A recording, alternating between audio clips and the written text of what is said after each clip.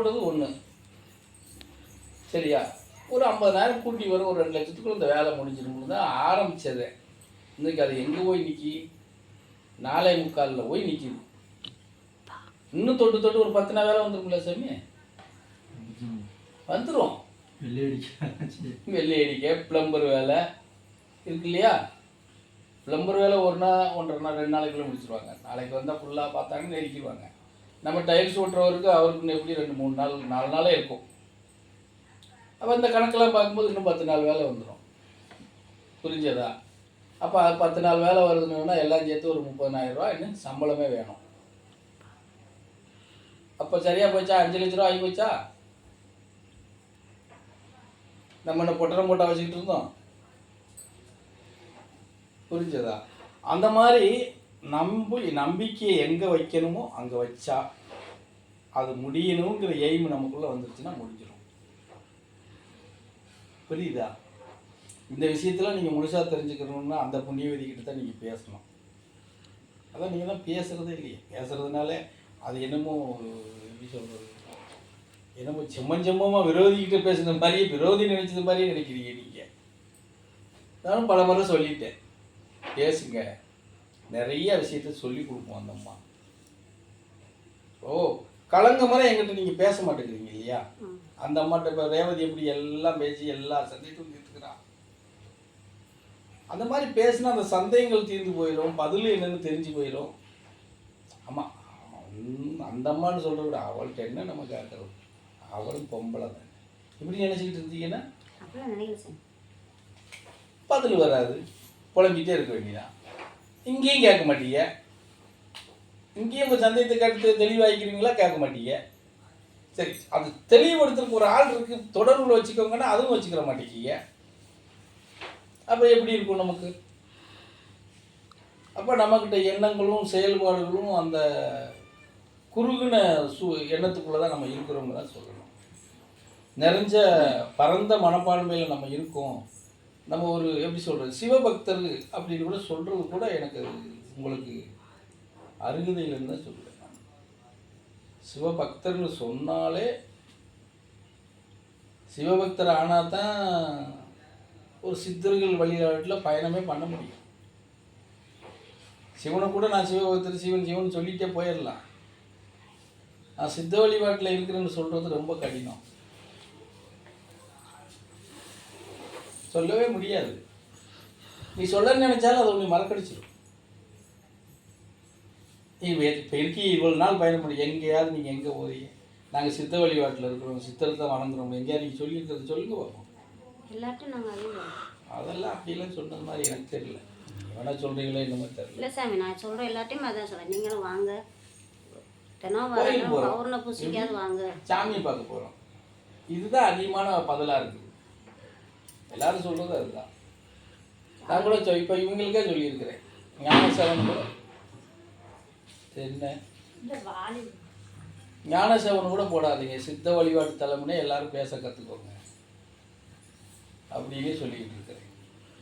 அது அப்படி சொன்னால் அவங்களுக்கு புரிய மாட்டேங்கல சாமி, அதனால தான் புரியலன்னா இருக்கட்டும். சித்த வழினா என்னன்னா, சிவனை கும்பிடுறதான் சித்த வழிபாடு, அவ்வளோதானே. அதுவும் சொல்லியிருக்கேன் இல்லையா?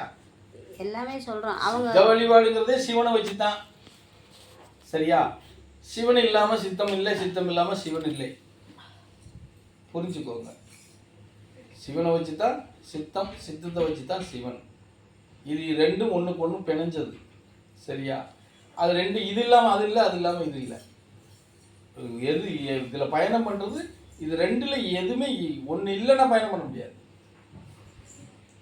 சித்தர் வழிபாடுன்னு சொல்கிறோம், அவங்க கூட சொல்லியிருக்காங்க, சொல்கிறாங்க. புரியுதா? அப்போ அந்த மாதிரி இதில் இருக்கும்போது நம்ம இன்னொரு விஷயம் என்னென்னா, தெளிவு வரணும், நம்ம மாற்றங்கள் நமக்குள்ளே வரணும். மண்ணு மாதிரி இருந்துக்கிட்டே இருந்தால் அது இந்த பயணத்தில் அது எப்படி சொல்ல, உங்களை குறிக்குதோ இல்லையோ, எங்கேயாவது ஒருத்தன் கொஞ்சம் தெரிஞ்சுக்கிட்டவன் கேள்வி கேட்பான்ல, என்னடா இவங்க இப்படி இருக்காங்க, என்ன இப்படி பயணம், அப்போ இவனுக்கு சொல்லிக் கொடுக்கணும், எப்படி இருப்பான், அவன் இன்னும் முட்டாளாக இருப்பானோ, அப்படி தான் யோசிப்பாங்க. நீங்கள் சித்தர் வழிபாட்டில் நாங்கள் போய்கிட்டு இருக்கோம்னு சொல்லிட்டு அவங்க ஒரு கேள்விக்கு பதில் சொல்லாமல் போனீங்கன்னா, இப்படி தான் உங்களுக்கு சொல்லிக் கொடுக்கணும்னு சொல்லி கொடுக்காம போல இருக்கு, அவன் உங்களை விட முட்டாளாக இருப்பான் அப்படின்னு சொல்லுவான். தெரிஞ்சதா? இந்த பரதேசிலாம் அந்த மாதிரி போட்டி போட்டு கேள்வி கேட்கறதுக்கு வந்தவங்கலாம் நிறையா இருக்காங்க வேலூரில். ஏன் வள்ளலார் மடத்துலேருந்தே வந்தாங்க. பார்த்துருவோம் நாங்கள் உண்டு இல்லையான்னு சொல்லி தெரியுமா. 1.5 நாள் அவங்களுக்கு விவாதம் நடந்துச்சு. கடைசியாக கையெடுத்து கும்பிட்டு மன்னிப்பு கேட்டு போனாங்க. புரிஞ்சதா? அப்படி அந்த அளவுக்கு நீங்கள் இருக்க வேண்டாம். நான் என்ன சொல்கிறேன், நம்ம மனநிலையை நிறைஞ்சு போகிறதுக்காக நீங்கள் ரெடி போகணும். மற்றவனுக்கு பதில் சொல்கிறோமா சொல்லலையாங்கிறது 2வது பிரச்சனை. நம்மளை பொறுத்தவரையில் மற்றவனுக்காக நம்ம பயணம் பண்ணணுங்கிறதே கிடையாது. நமக்காக பயணம் பண்ணணும், நமக்காக வாழ கற்றுக்கிறணும். புரிஞ்சதா? இந்த பூமியில் நமக்காக வாழ்கிறோம், நமக்காக இருக்கிறோம். இன்னொருத்தருக்காக நம்ம பார்த்து பயணம் பண்ணுறோம்ங்கிறதெல்லாம் கிடையாது. ஏற்று வீட்டுக்காரனை பார்க்கணும், பக்கத்து வீட்டுக்காரனை பார்க்கணும், தெருக்காரனை பார்க்கணும், ஊருக்காரனை ஒரு மயிராண்டி வேண்டாம்னு சொல்லுவோம். ஒன்றும் வேண்டியதில்லை. அவனை வச்சா நீ பிறந்த, அவனை நம்பி அந்த பூமியில் அவதரிச்ச. இவங்களெல்லாம் கேட்டுக்கிட்டா நீ வந்து இந்த இதில் உட்காந்துக்கிட்டு இருக்க. ஒன்றுமே கிடையாது. அவங்க சொல்கிறதெல்லாம் நம்ம காதலுக்கு கேட்கணுங்கிற அவசியமும் இல்லை. நமக்கு தெரிஞ்சது என்னவோ, நம்ம எந்த இறைவனை நம்புகிறோமோ அந்த இறைவன் மேலே தூக்கி பாரத்தை போட்டுட்டு போயிட்டே இருக்கணும். கூட நான் எங்கடா வந்தேன், நீங்களா கூட்டு கொண்டாந்து விட்டுருக்கீங்க, நீங்களா ஓடுன்னு சொல்கிறியா ஓடுறேன், உட்காருன்னு சொல்கிறியா உட்காடுறேன், பேலுன்னு சொல்கிறியா பேல்றேன், அவ்வளோதான். என்னுடைய செயல்பாடு இங்கே எதுதான் இருக்குது? நீங்கள் இதெல்லாம் உரிமையில் பேசக்கூடியது. ஐயோ சாமி போய் அதெல்லாம் தாராளமாக பேசலாம். எனக்கு என்னடா இருக்குது முட்டா போயகா, நீங்கள் தானடா இதை கொண்டாந்து விட்டீங்க. இங்கே நீ என்ன பண்ணணுமோ பண்ணிக்க போ, அவ்வளோதான். இதில் மாற்றுக்கதை ஒன்றுமே கிடையாது. நம்ம விஞ்ஞானத்தில் சொல்லி பேசலாம், அந்த ஒரு மயிலும் கிடையாது. எந்த விஞ்ஞானமாக இருந்தாலும் சரி, அவனை வச்சு தான் எல்லா கல்வியுமே நடக்கும். விஞ்ஞானத்தை கண்டுபிடிக்கிறவனுக்கு மூளை எங்கேருந்து வேலை செய்யுது? தனியாக பொட்டணம் போட்டா வச்சுருக்கிறான். அவன் படித்த படைப்பில் தானே அது இருக்குது, உட்காந்துட்டு இருக்கு, அதுதானே செயல்படுது. அப்புறம் இங்கே எங்கேருந்து வருது புதுசாக? எதுவுமே அந்த சொல்கிறேன் கேட்டுக்கோ, அவனின்று நமக்கு ஒரு இம்மி கூட அசையாது. புரிஞ்சதா? ஆமாம். அப்போ நாம் எதுக்கு போட்டு யோசிக்கணும்? இந்த வீட்டுக்காரன் மச்சான் ஒன்று சொல்லிடுவான், நாத்தனா ஒன்று சொல்லிடுவான், மதினியாரி ஒன்று சொல்லிடுவான், மாமியா ஒன்று சொல்லி என்ன மயிரம் சொல்லிட போகிறா? பொம்பளை சொன்னால் போமா, நீ முன்னாடி வந்திருக்க, நான் பின்னாடி வந்திருக்கேன், நான் செஞ்சது தான் நீ முன்னாடி செஞ்சுட்டு போய்கிட்டு இருக்க, இப்போ நான் பின்னாடி செஞ்சுட்டு வரேன். இன்னும் புதுசாக நீ எனக்கு நான் சொல்ல போகிற? நீ ஏதாவது புதுசாக செஞ்சுருந்தா சொல்லு. அதுதானே உண்மை. ஆணாக இருந்தாலும் பெண்ணாக இருந்தாலும் நமக்கு முன்னாடி பிறந்தவங்க என்னத்தை புதுசாக செஞ்சுருக்கிறாங்க நமக்கு சொல்கிறதுக்கு? இல்லை அவங்க செஞ்சதை நம்ம மாற்றி என்ன செஞ்சுக்கிட்டு இருக்கோம் நம்மளை குறைக்க சொல்கிறதுக்கு? ஏதாவது மாற்றி செய்கிறோமா நாம்? இல்லை நமக்கு தெரியாமல் அவங்க புதுசாக ஏதாவது ஒன்று பண்ணிகிட்டு இருக்காங்களா? அவங்களும் அதுதான் பண்ணுறாங்க, நம்மளும் அதுதான் பண்ணுறோம். இதில் ஒருத்தருக்கு ஒருத்தர் என்ன சொல்லணும்னு என்ன இருக்குது? ஒரே ஒரு விஷயந்தான், பலத்தை பெருக்கி உடம்புடைய ஆரோக்கியத்தை நல்லா வச்சுக்கிறணும். சரியா?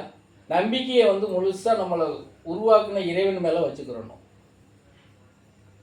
அந்த இறைவன் மேலே நம்பிக்கை இல்லைங்கிறதுனால தான் ஐயா மாதிரி கணக்கமட்டியார்கள் உதயமாகறாங்க. முழுசாக நீ இறைவனை பிடிச்சி போக முடியலடா, நாங்கள் வரேன்டா போடா, பேசாததை பிடிச்சேன்டா மல்லு கட்டிக்கிட்டு தெரியுது, நாங்கள் பேசுகிறவங்க வரமுடான்னு வராங்க, உதயமாகறாங்க. அவங்க மூலிமா என்னை போல் பரதேசிய 2 பேர் 3 பேர் உருவாகிறாங்க. இதெல்லாம் வந்து ஜனங்கள் வந்து திசை மாறி போகிறதுனால அவங்கள சரியான திசையில் கொண்டு போகிறதுக்காகத்தான் இதெல்லாம் உருவாக்கப்படுறது. உருவாக்கப்படுறதுல என்ன இப்போ இவங்களெல்லாம் வச்சு எல்லாரும் வந்து நம்ம என்ன ராஜபோகத்திலே வாழ்ந்துட போகிறோம்? சொல்லு பார்ப்போம்.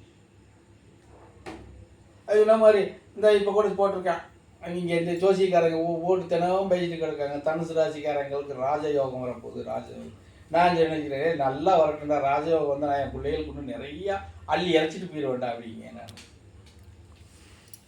அதை வச்சிருந்து நம்ம என்ன செய்ய போகிறோம்? நம்ம அதை வச்சிருந்து என்ன செய்ய போகிறோம்? என்னது வந்தாலும் வரக்கூடிய பக்தர்கள் இந்த பரதேசியை பொறுத்தவரை அதுதான். ஒருத்தனை மாதிரி என் பொம்பளை பிள்ளை 2 பிள்ளை கட்டி கொடுத்துருக்கேன், பேரன் பிறந்திருக்கு, பேத்தி பிறந்திருக்கு, மகனுக்கு பேரன் பிறந்திருக்கு, பேத்தி பிறந்திருக்கு, நான் இதிலேருந்து அவங்களுக்கு ஒரு பங்கு செய்யணும், நான் என்னைக்காவது நினைக்க போகிறேன்னா ஒன்றும் கிடையாது. இன்னும் சொல்ல போனால் நீங்கள் பொங்கி கொடுக்குற சோறே 3 வேளை என்னால் முழுசாக சாப்பிட முடியல. இன்னும் அப்படி வந்துச்சுன்னா அதை வச்சுருந்து நான் என்ன செய்ய போகிறேன்? புரிஞ்சாதா? அவனும் தெரிஞ்சுக்கிறான், என்ன யோகம் இருந்தாலும் இந்த பேட்டை கொடுத்தா இவன் இன்னும் நம்மளை மதிக்க மாட்டான்டா, அளவாக தான் அளந்து தான் போடணும்னு தான் போடுவாங்க அவங்க. தாராளமாகப்பட்ட இவன் நம்மளை மொத்தமே மதிக்க மாட்டான்டா அப்படின்னு சொல்லி. புரியுதா? அந்த மாதிரி போய்கிட்டே இருக்கும். நம்ம எப்படி போட்டாலும் நம்ம செய்யக்கூடிய செயல்பாடுகளோ இதுகளோ வந்து நமக்கு வந்து எங்கேயும் தடையாகாது. நம்ம சரியாக பயணம் பண்ணும்போது நமக்கு தடைங்கிற பேச்சுக்கே இடம் கிடையாது. புரிஞ்சதா? இப்போ கிட்டத்தட்ட 21 வருஷம் முடிஞ்சு போச்சு இந்த பரதேசி தனியாக பயணம் பண்ணி.